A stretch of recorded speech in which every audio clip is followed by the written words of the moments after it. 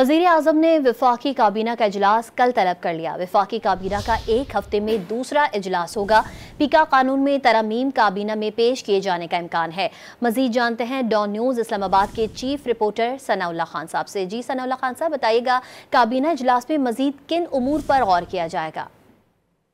देखिए, उमूर तो बहुत सारे हैं। एक तो लेफ्ट ओवर एजेंडा है जो मंगल को इजलास हुआ था, क्योंकि ये 2-3 दिन के अंदर दूसरा कैबिनेट का इजलास है।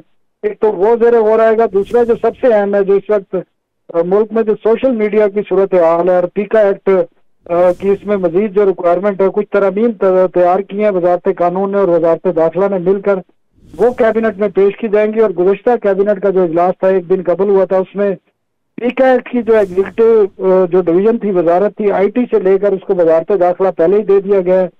अब हुकूमत ऐसी तरमीम करने जा रही है जिनका बुनियादी मकसद यह है कि सोशल मीडिया पर मनफी जो प्रोपेगेंडा है रियासती इदारों के खिलाफ या अदलिया के खिलाफ, उसको रोकने के हवाले से सख्त कवानीन तरमीम लाई जा रही है।